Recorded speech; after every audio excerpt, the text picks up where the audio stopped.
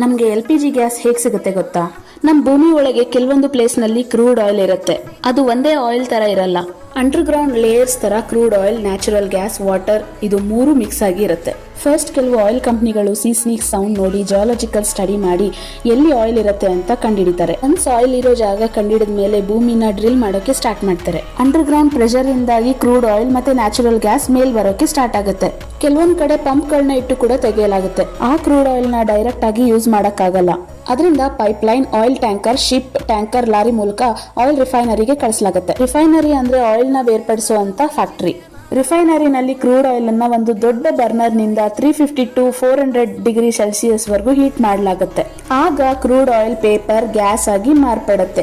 ಆ ಗ್ಯಾಸ್ ಅನ್ನ ಒಂದು ದೊಡ್ಡ ಟವರ್ ಗೆ ಕಳಿಸಲಾಗುತ್ತೆ. ಈ ಪ್ರಾಸೆಸ್ ನ ಹೆಸರೇ ಫ್ರಾಕ್ಷನಲ್ ಡಿಸ್ಟಿಲೇಷನ್. ಈ ಟವರ್ ನಲ್ಲಿ ಟೆಂಪರೇಚರ್ ಡಿಫ್ರೆಂಟ್ ಆಗಿ ಇರುತ್ತೆ. ಮೇಲೆ ಕೂಲ್ ಆಗಿ, ಕೆಳಗೆ ಹೀಟ್ ಆಗಿ. ಇದರಿಂದ ಕ್ರೂಡ್ ಆಯಿಲ್ ಟವರ್ ಒಳಗೆ ಡಿಫ್ರೆಂಟ್ ಫ್ಯೂಯಲ್ಸ್ ಲೆವೆಲ್ ನಲ್ಲಿ ಬೇರ್ಪಡುತ್ತೆ. First LPG, second petrol, third naphtha ಅಂದ್ರೆ ಪ್ಲಾಸ್ಟಿಕ್, ಕೆಮಿಕಲ್, ರಬ್ಬರ್ ಗಳಂತಹ ಮುಖ್ಯ ರಾ ಮೆಟೀರಿಯಲ್ಸ್ ಗಳನ್ನ ಇದರಿಂದಲೇ ತಯಾರಿಸಬಹುದು. Fourth kerosene, fifth diesel, sixth heavy fuel oil ಅಂದ್ರೆ ಹಡಗ್ಗಳಲ್ಲಿ ಹೀಟ್ ಗಾಗಿ ಈ ರೀತಿಯ ಹೆವಿ ಆಯಿಲ್ ಗಳನ್ನ ಬಳಸಲಾಗುತ್ತೆ. ಸೆವೆಂತ್ ಲ್ಯೂಬ್ರಿಕೆಂಟ್ ಆಯಿಲ್, ಇದರಿಂದ ಇಂಜಿನ್ ಆಯಿಲ್, ಗ್ರೀಸ್ ಗಳನ್ನೆಲ್ಲ ತಯಾರಿಸಬಹುದು.